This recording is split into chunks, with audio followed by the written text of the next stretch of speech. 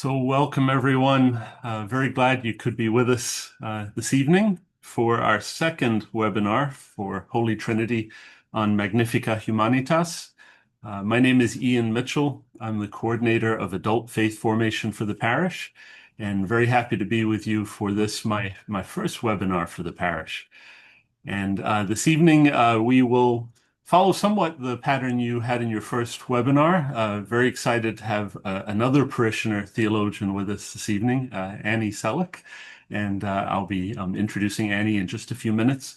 But we always begin in prayer, so I invite you, as you are joining us this evening, just to be conscious of how we are together in the presence of our loving God this evening, wherever we are.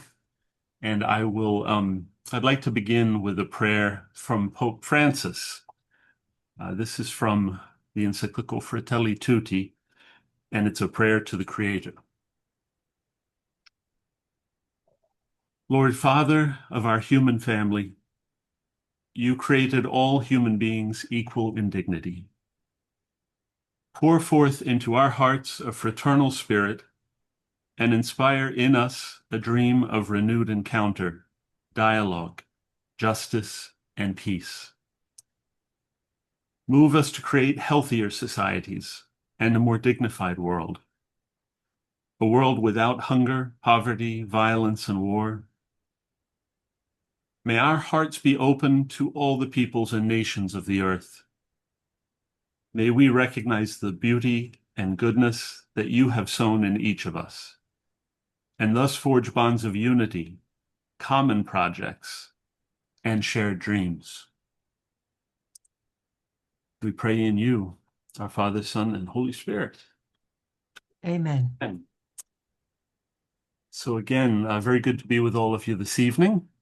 And our topic this evening is Chapter 2 of Magnifica Humanitas. And I am just going to share, if possible, let's see here.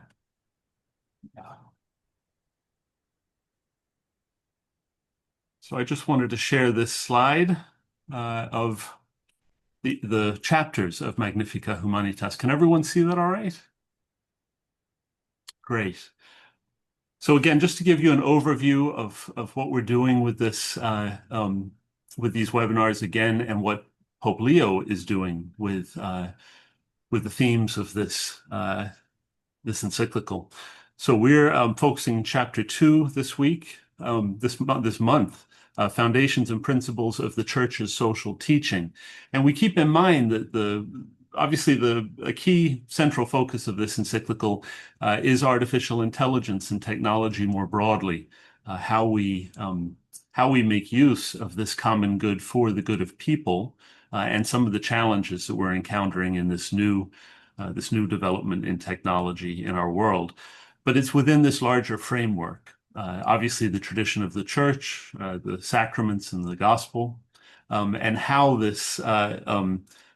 we then understand the new development of the technology, which we'll be rolling more into in Chapter 3, our next webinar, and Chapter 4 beyond that.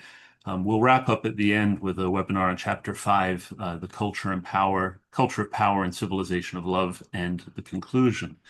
So just a reminder that this evening we will be especially focusing on Chapter 2, a fresh look really at Catholic social teaching and social doctrine. We know this is a topic many of you know very well, but Pope Leo approaches it with a particular focus, and very much drawing our attention again to the depth of human dignity and how what that calls forth from us.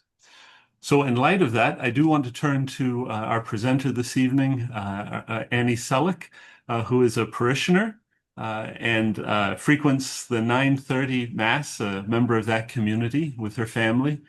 Annie also is very exciting, has a new book on the wounded church.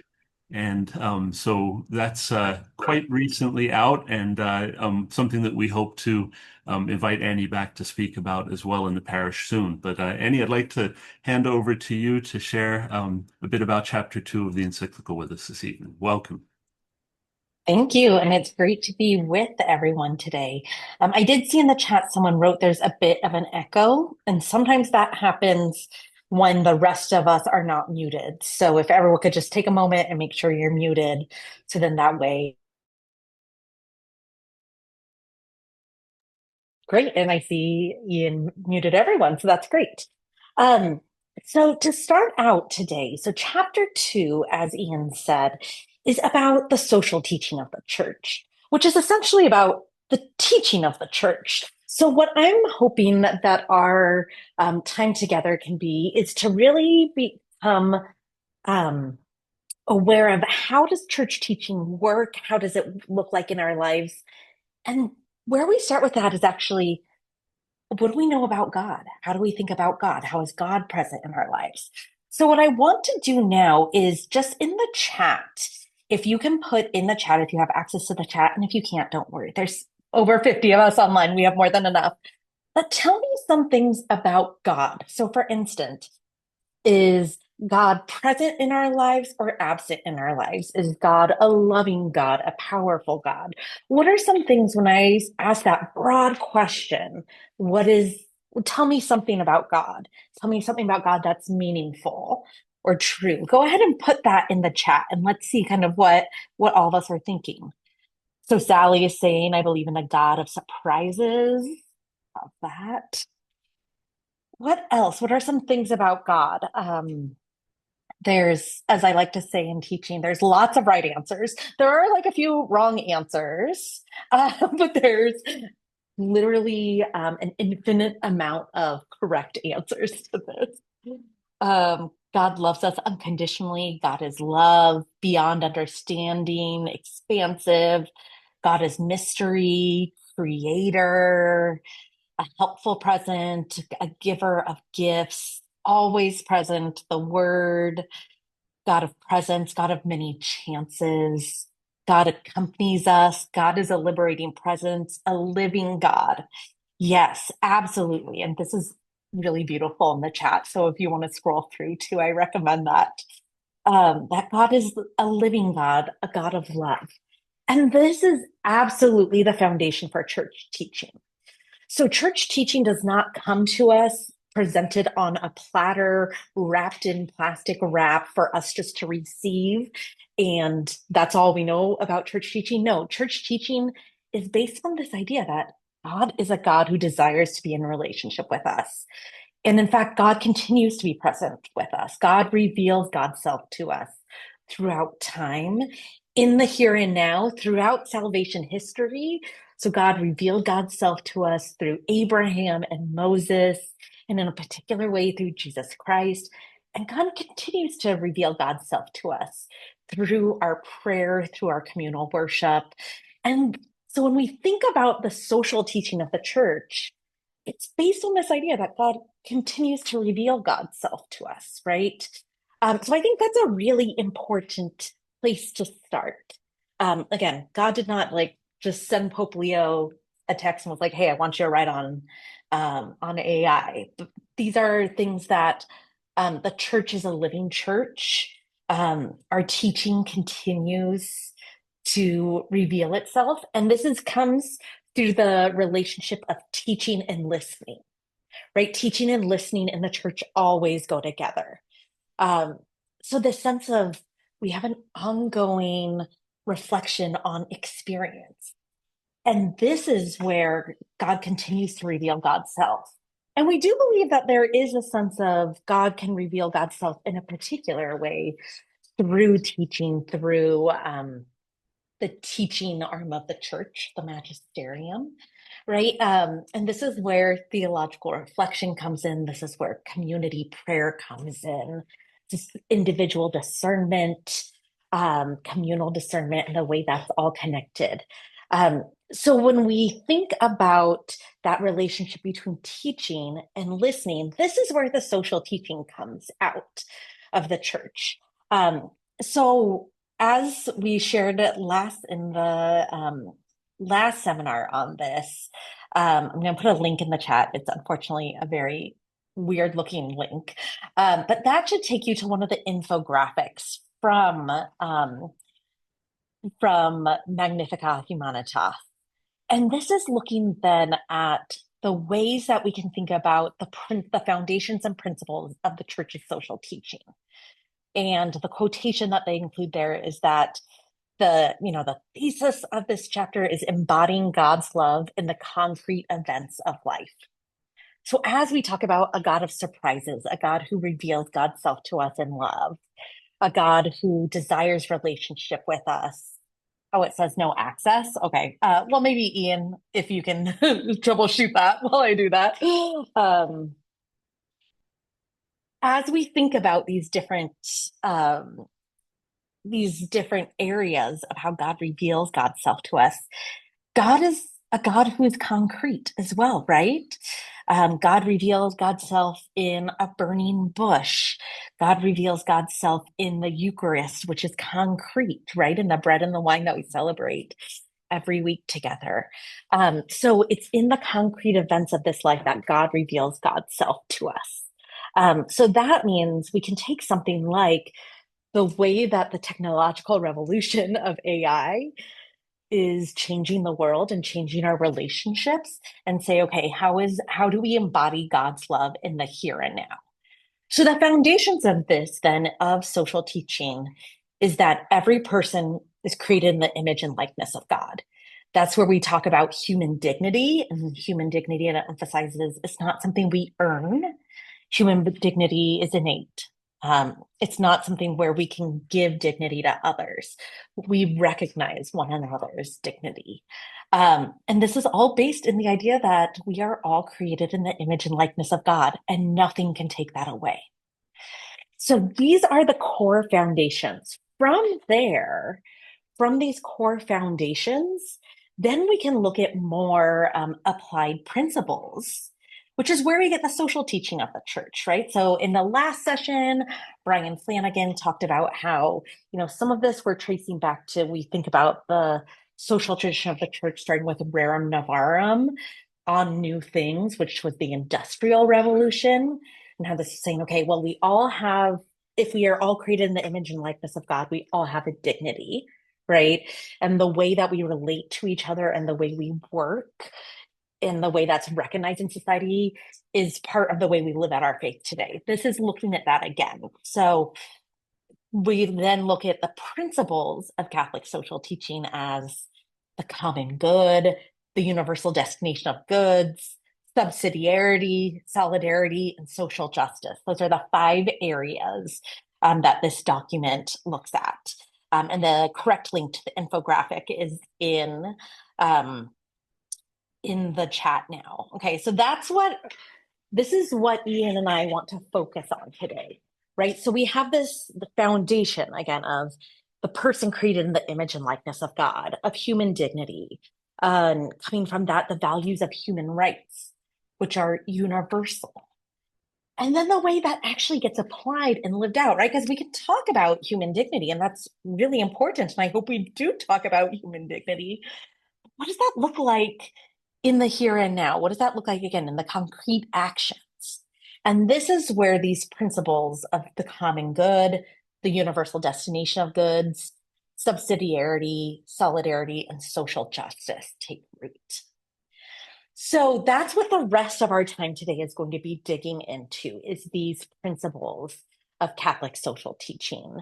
And one big thing that we want to remember is that this is not just like a poster, right? Even though this is a beautiful infographic, these are not just things that we can put up and say, solidarity, yes, we want to do that. Check. We have officially lived into solidarity. But that these are values that guide our lives. So to illustrate part of this, again, not that it's just, Ian and I can give great lectures, right? We wanted to introduce some stories that illustrate these different aspects, because we know that, again, God reveals God's self in our interactions, in our relationships. So we wanted to offer some stories that can illustrate these different principles of Catholic social teaching. So to do that, Ian's going to share a story first, and then I'll share a story after. Great. Thanks, Annie. So, yes, Annie and I were reflecting on the power of stories and the people we have met along the way who really exemplify these principles of social care that the church teaches and shares with us.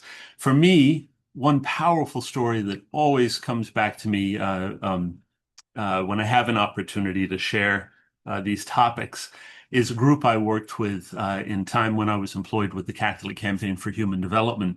Hopefully, some of you know that work of the U.S. Church, which really is about recognizing the dignity of people closest to social pain and supporting them in raising their leadership to find answers for their good and really for the good of all of us. And one group that I had the privilege of walking with, and I'll be a little careful about how I describe exactly their work and their place, but they were in the northeastern U.S. And they were deeply involved, as a number of the groups were that I worked with, in food production. So we think about where the common good of our food comes from. And so often the people doing that work are immigrants. And far too often, these are people who haven't been allowed documentation, and so that they're working really in as they say, under the table or in ways that are provisional, but not really respecting their full needs, their full dignity, and doing often dangerous work, important work. These people were involved in one of those industries. They were from Central America, and they were indigenous people, so they brought with them all of their culture, huge resources in the way they understood society and what leadership meant. And the local church was able to walk along with them in bringing that to the way they organized themselves in the work they were doing in food production. And they were able to develop a center to support each other in this work. And they found as they encountered problems, they were able to bring their own wisdom. They have many challenges that they face in this dangerous and difficult work. One of the challenges was that women in the community were suffering tremendous abuse in the context of again, this food production industry. So with the help of the church and a number of civil partners, they were able to find legal resources to bring attention to these crimes, help the women lift their own voices, their own leadership, and win redress for this injustice. So it was a beautiful story, though, of the people's own leadership, of the way we very humbly from CCHD and from the church were able to walk with them in bringing that leadership forward, and the way they helped all of us secure really more dignity in the work that they're doing for the community. So for me, that represents a number of these principles that Pope Leo brings forward here. And yeah, I'll be interested in some of your thoughts on that or situations you know. But Annie, you also had a story, I think, to share, right? Yeah, so when I was thinking um,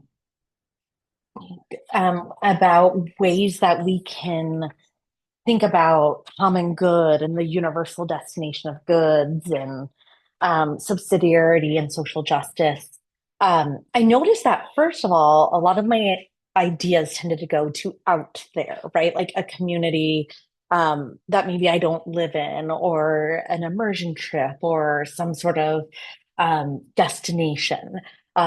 So thinking of how to live in solidarity with El Salvador, or Honduras and communities that I've served there.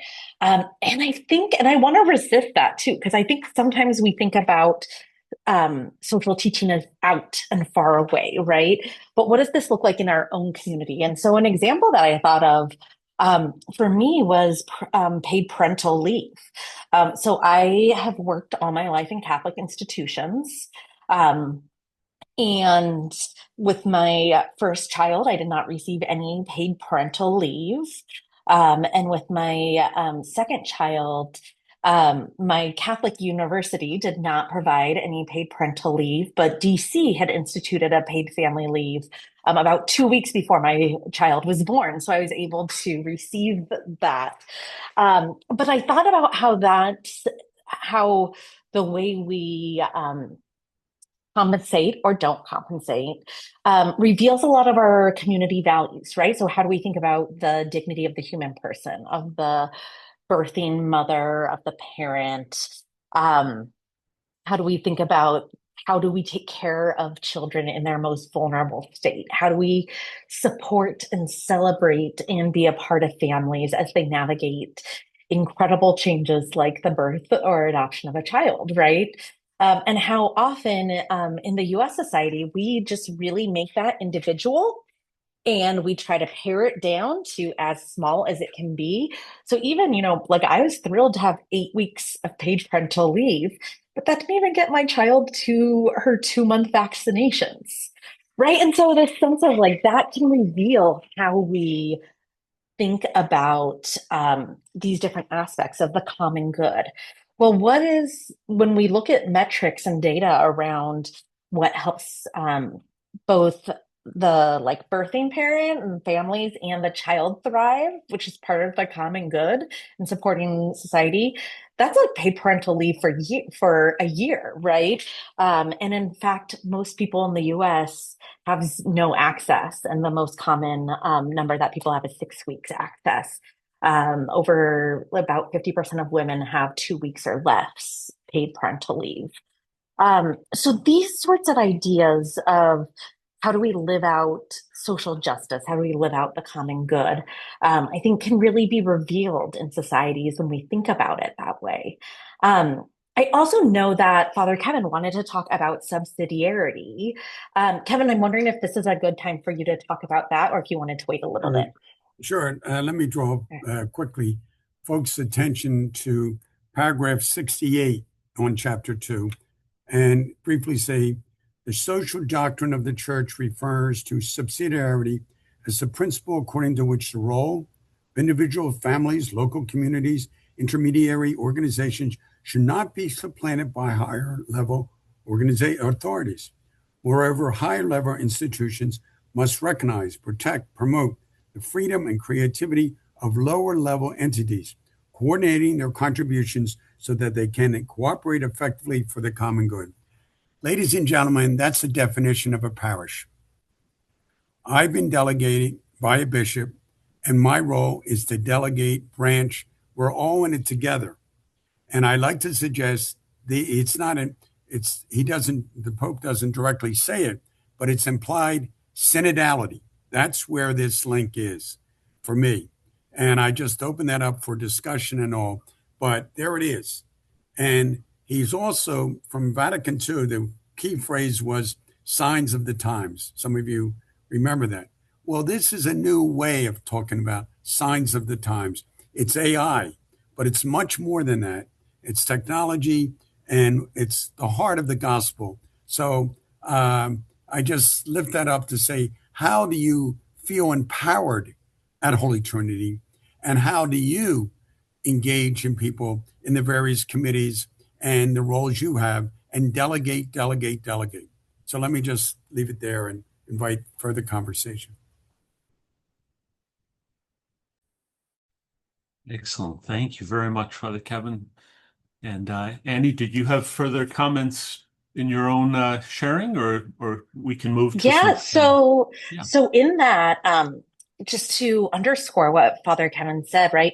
Again, we're not saying that the reason parish life is what it is because that is the best business model of delegation. We're saying actually because God reveals God's self in the concrete relationships, right?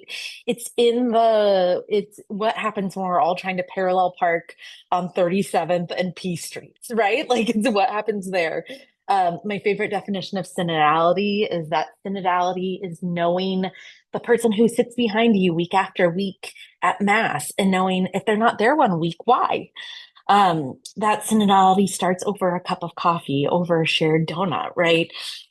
Which really, again, captures this sense of teaching and listening go together.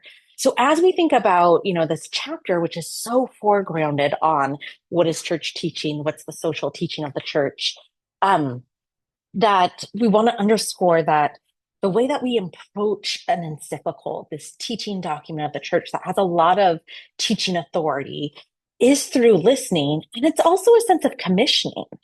right? So as we read it, I invite you to think of like, what are the aspects that are really resonating with me? What are those lines that like Father Kevin shared just stand out? Or also, what are those areas that when I read, I'm like, ooh, that I don't love that, right? Because there can be an invitation in that, the parts that kind of agitate us. Yet this is also a commissioning of thinking, how are we in relationship with one another? How are we in relationship with our parish, with our neighbors? Who do we consider our neighbor? It's that foundational gospel message from the Good Samaritan, right? Who is my neighbor? So I think this is what with this document is doing. So as we approach it, I invite you to do so with a spirit of listening, but also that sense of commissioning. So I think Ian will now transition us into small groups where we can think about the reflection and really dive into how God is revealing God's self to us. Wonderful. Thank you very much, Annie.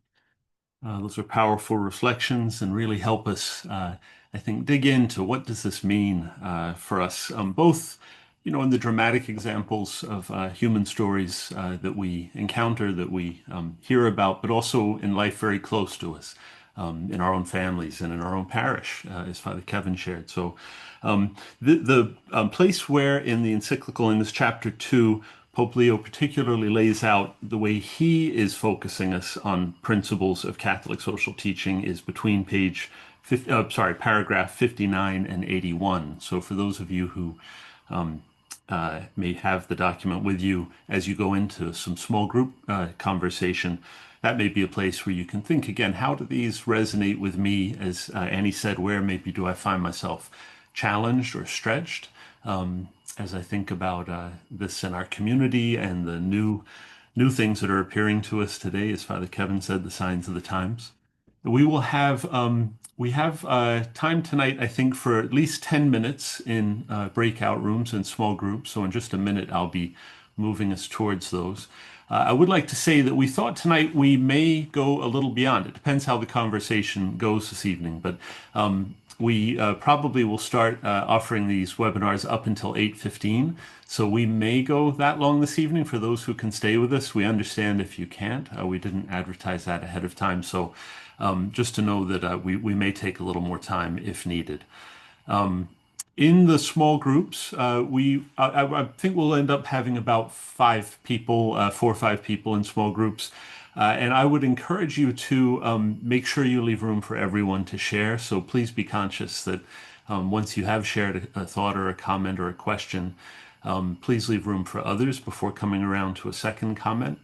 If one of those is especially strong for you, please take note of it. We will be coming back together to share those together and have some further comments from Annie and others here. And if you end up in a group without others for any reason, please do just return to the main room and we'll try and find a place for you. So with that said, I'm going to go ahead and move us towards the groups. And welcome back to the main group, everyone. I hope you had very good conversations and those encounters together with some of your fellow parishioners were rich. We're very much hoping you will have brought some questions, comments, maybe things you were inspired and consoled by in this teaching, or possibly things that also are challenging or raising questions. I think the way this can work best is if folks, when you do have a question or comment to share, if you just raise your hand, you can use the hand raising feature at the bottom under the heart symbol where it says react. You should be able to find a raise hand feature. I can try and keep an eye out just on the camera for raised hands, but that's more difficult. So using the raised hand function or dropping a question or comment in the chat, we'll try and keep an eye on that, and I'll ask my co-hosts to help with that as well. And when offering a comment or a question, we'd really be pleased if you would share your name, perhaps if you're part of a particular Mass community, and any special ministry that you're part of or is close to you here at the parish. That'll help us get to know each other a little bit better. So with that said, we have Fran with a raised hand. So Fran, would you like to please go ahead and share? Thank you. I'm Fran Butler. I'm part of the 9 o'clock, 9:30 community. I'm a lector. I've been involved for a number of years with the Ignatian Spirituality Project, and I love our parish. It's just a wonderful community. There were three people in our group, and there are three comments I'd like to make. We started out, and I confess I raised this, that this document is wonderful, and it's an important document for re-educating us about Catholic social principles at this particular chapter. But one thing that jumped out at me in 4 of the paragraphs that I circled had to do with women. And our group 5, resonated with this and said, Fran, you go ahead and say this, represent all of us. But the document talks about the equality of men and women, and even Father Kevin mentioned paragraph 68. He said, this is what we do in our parish. But it says that we're social institutions. If we believe this in the equality of men and women, then social institutions must also respect and support this responsibility. And that gave me like, whoa, this is a Vatican document. What about women ministry? What about deacons? What about priests? There was a disconnect for me here. And there were at least 4 paragraphs, I won't go into each one of them, where this jumped out at me. And I just wanted to point that out. And our group agreed, we have a lot of work to do here. In our church, in recognizing the equality of men and women in our ministry and in our church. And I know that Father Kevin has been wonderful about trying to do all he can. We've had women do reflections after the 11:30 Mass, but apparently that's come to a halt. And we just have, the document calls us to responsibility to change institutions. And I think that here's one area where we all need to be involved. Another, then I'll stop. Another notion that we discussed was the notion of sin, and how in our childhood education, what the kinds of things we confessed in confession, I disobeyed my mother, or I lied 3 times, or whatever. And we never had a sense in our formation about institutional sin and what our responsibility is to change institutions that are not recognizing the human dignity of all. And we thought, we had a little conversation about, I wonder what children are taught today. And one of our participants brought up, well, bullying would be a good example, that it's a good way to sort of introduce that institutional sin to children. But we just kind of had it, and then our time was up. So that's what we talked about in our group. But I particularly wanted to raise up the disconnect with the beautiful words of the document and the women's issue in our church. Thank you. Thank you very much. Well, Fran. and I'd love to respond to those too. Please, Amy, please. Yeah. Fran, I mean, I think those connections make a lot of sense. So I do a lot of writing. I'm a feminist theologian. I do a lot of writing and thinking about women's roles in the church. It's one of my areas of interest, right?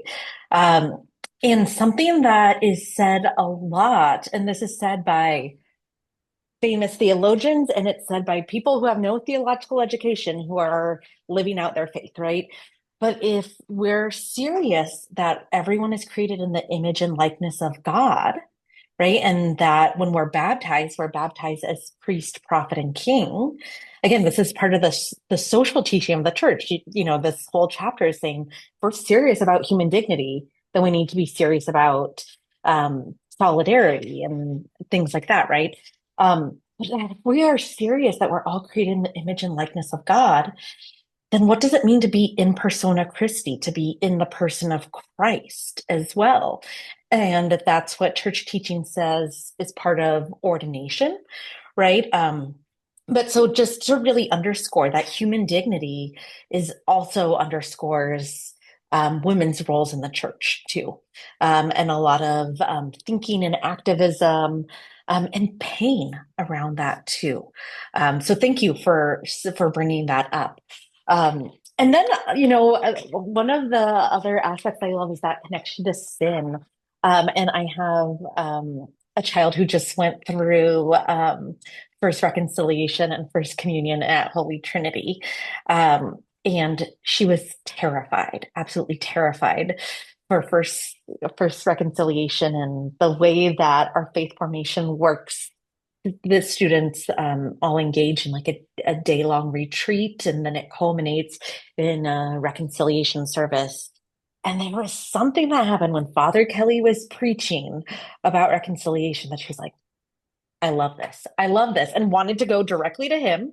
And as soon as she finished, she came back. She's like, Mom, can I go again?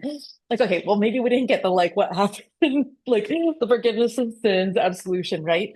But I think one of the things that I love that example of bullying, one of the things that it connects a lot to this encyclical to me is this encyclical at its core is about relationality.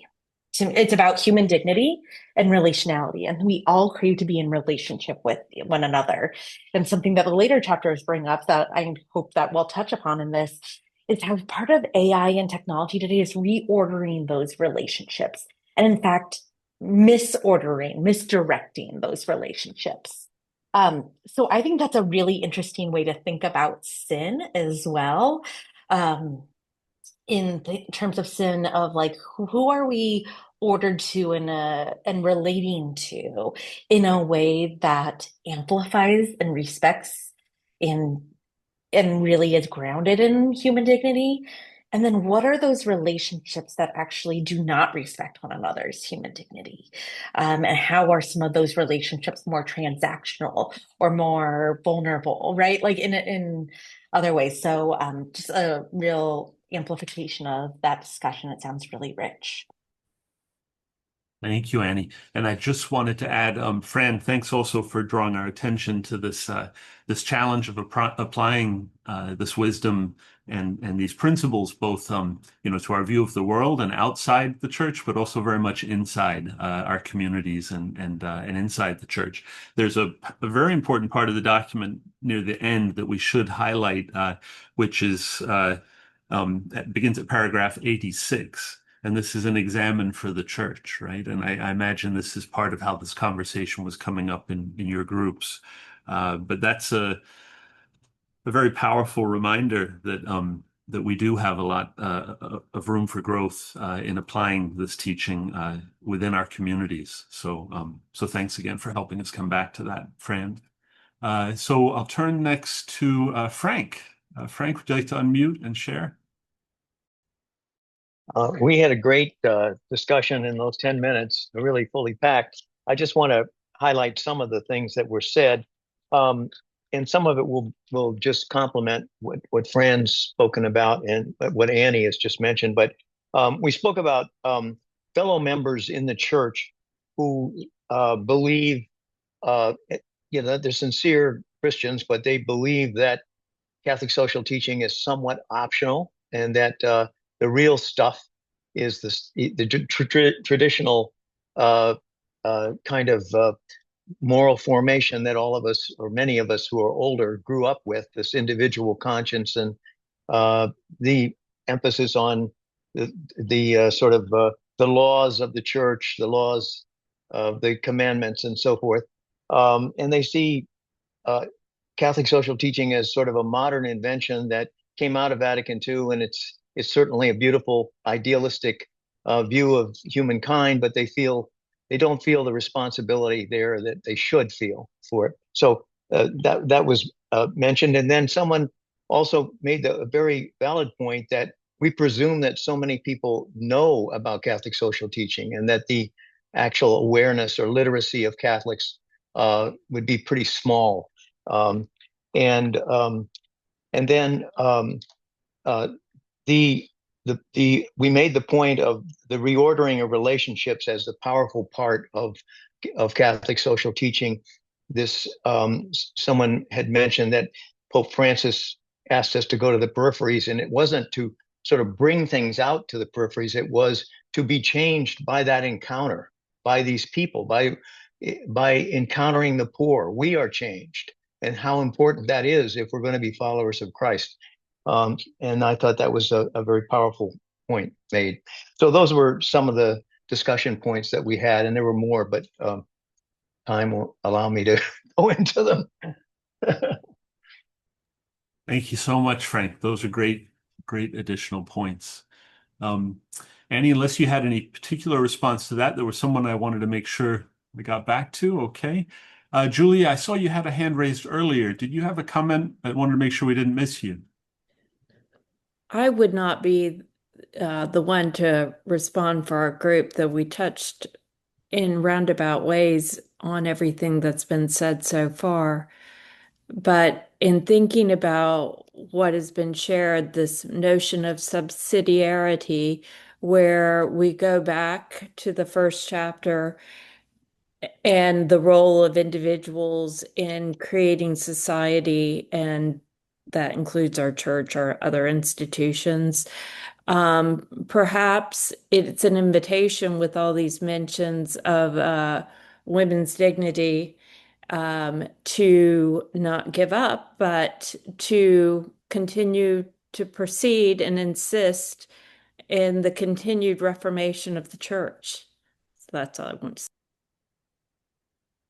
Thank you so much, Julia. I'm pleased, we didn't lose your comment there. Thank you for sharing. Excellent. Pat, I believe you have your hand raised, or one of you has a hand raised. Thank you, Ian. I just to pile on to Frank's point, the transition of the notion of sin from the world below the belt to things that might affect people with power and above all money. Going back to the last Leo, we've seen this. The social teachings, we now understand it. Every time somebody comes along with a new idea, prudential judgment, and very aggressive efforts to trivialize and dismiss anything that would inconvenience those with power and money. I had a very narrow and peculiar view of it. My working life was on military affairs, the congressional role therein. And I remember the nuclear war pastor, my first 10 years as a reporter were consumed by nuclear arms control. And the nuclear war pastoral, 81, 82, which the principal benefit for me was the occasion for delightful conversations with Brian Hare, who was staffing the bishops at the time. Very aggressive efforts to brush aside these guys as they're off there in their cloisters. They don't know, they don't understand, blah blah blah blah blah. And we saw it earlier this year when the Iran stuff started up. The difference was that when I was dealing with it as a journalist 40 years ago, it was, the arguments were made by smart people, very, very aggressive, sharp. Now they're made by Vance, But one of the problems, one of the things we're going to need to deal with, and it'll come up on the AI, anytime the church gets beyond personal individual conduct to anything that inconveniences those with power and money, we're going to hear these efforts, more or less sophisticated, to trivialize and dismiss and the capacity of the church to make intelligent decisions. Thank you so much, Pat. Thank you. Annie, I might just turn back to you for a moment. We've just gone past the hour, but we do have a little more time. But any thoughts that this raises for you? And we have one more question in a moment. But this document has some really interesting things on just war theory. And as a parishioner, I'm hoping that our parish does some faith formation around just war theory as well, which is crucial. So I'll be curious how we continue to think about that. Christine, would you like to offer your reflection or question? It's a little bit of a reflection on what Pat said, but also on what was discussed in our group. We talked about this, a beautiful synopsis of Catholic social teaching, beautiful principles for how to organize a society.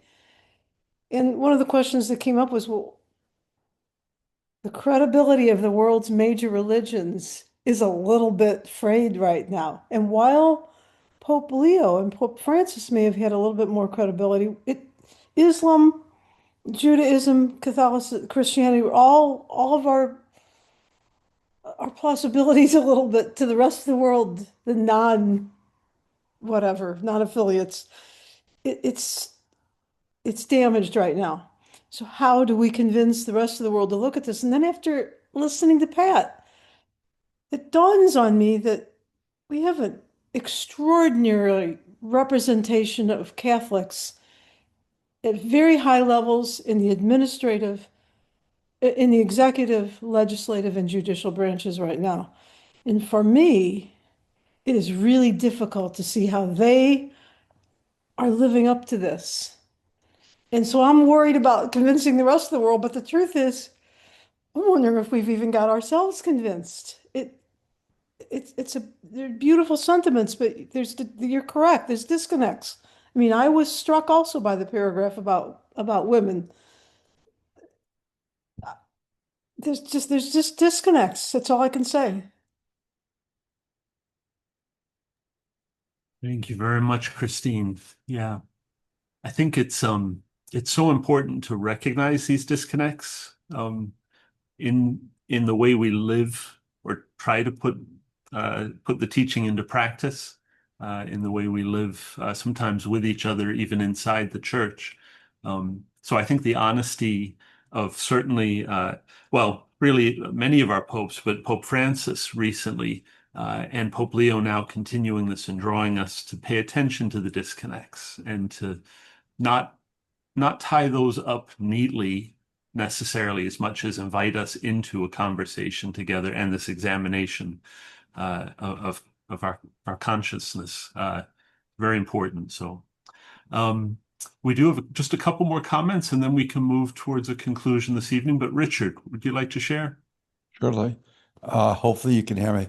I want to make a couple of very quick comments. One is that I want to congratulate the people who organized this because I think this is extremely valuable. It's valuable to me as a parishioner to learn more about Catholic teaching, but it's also valuable to hear from other parishioners and to discuss each other's perspectives and realizes where we agree, where we maybe slightly disagree. But the point is, this ability to have this kind of conversation, I think is wonderful. And I think it's something that's beneficial. I think even though I am no longer young in my career or my age, learning more about the Catholic Church and more about these kind of issues, I find extremely valuable. So thank you very much.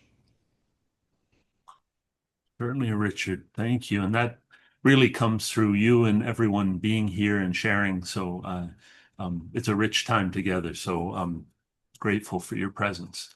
And KT, I believe you also have a question or comment. Muted.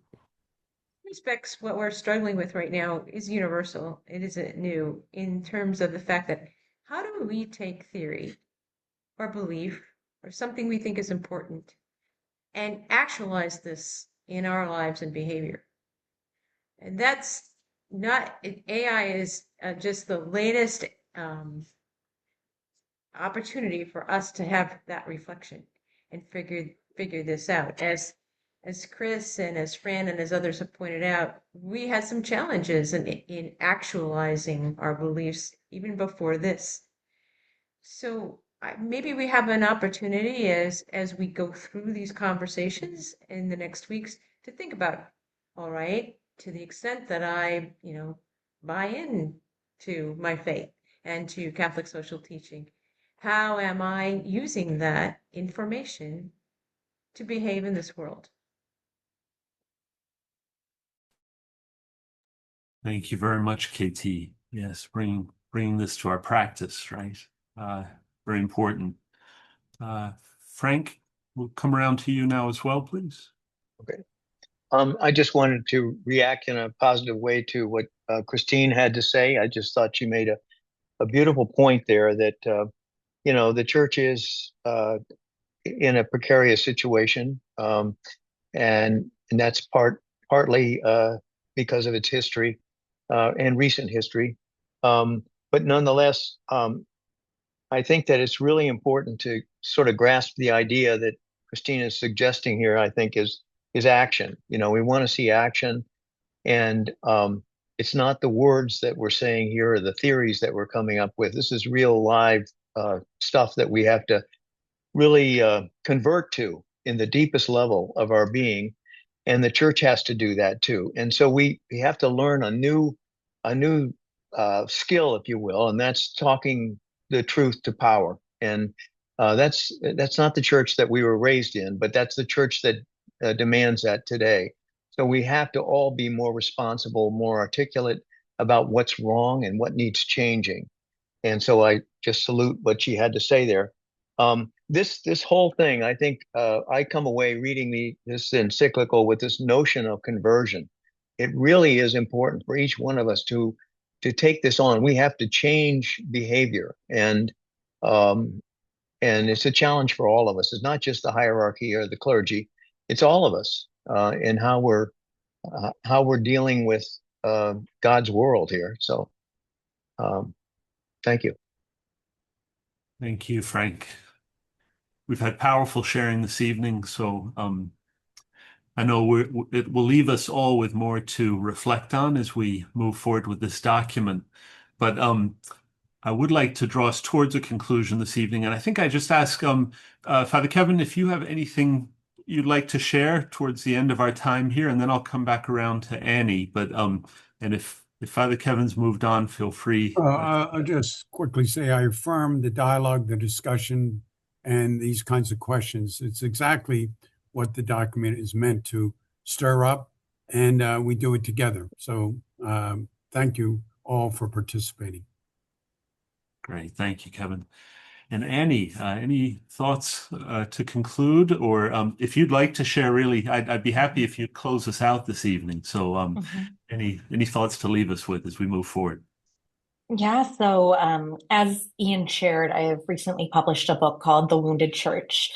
And in that book, I look at racism, sexism, clericalism, and really argue that the church can only be church when it addresses these wounds, right? That it's a credibility problem. That when people leave the church or are harmed by the church, it's not because they don't believe the mission of the church. They deeply believe the mission of the church, and they see that disconnect of where like the church isn't living it out. So I would just draw us to thinking and praying and acting through how do we actually live out the mission. And what I find really pulled to and drawn to in this teaching document in this chapter is the sense, again, it's the concrete. That if we truly believe that God is a God of love and generosity and creativity, that is expressed in the concrete, and that's expressed in our relationships with one another in our parish, and how we're listening to one another, in our neighbors, in our communities, and how our relationships are drawn together or not, or how our relationships are based on transactions or frictionlessness. So I think there's a lot more to uncover, as many have brought up. And I look forward to being a part of that. One of the things I really love about being a parishioner at Holy Trinity is that these are the conversations and these are the grapplings that we do together as a community, that we know we could do them individually, but we also know that something bigger happens when we gather together. So I thank you for that. So I'd like to close us in prayer. And this is a prayer that the Dicastery for Promoting Integral Human Development has offered for this chapter. So let us remember that we're in the holy presence of God. Lord, source of life, teach us to see in every person a face, so that technology may always be at the service of the person. Help us to seek the good of all, sharing knowledge in a spirit of solidarity and valuing the good that comes from below. Give us the wisdom to build true justice, so that technological progress may be a path of peace for all humanity. Amen. Amen. Thank you so much, Annie, for your sharing, for your wisdom, and for all of you for bringing your wisdom, your insights to our time together this evening. we'll be coming back together in just a few weeks. Our hope is to say round out 5 of these sessions to follow the way the Vatican is sort of segmenting its suggestions for reading this together. So we will be coming back together soon. We don't have an exact date yet, so please keep an eye on the bulletin and the e-letter. Also, we'll be on the Adult Faith Formation page. We'll be putting the video from the previous session and this session and a couple of these resources we've mentioned. So that'll be a good place for you to go to follow along with this as we continue our reflection and conversation together. So with that, I'll just say thank you very much again for joining. Keep well and look forward to seeing you at the parish. God bless everyone.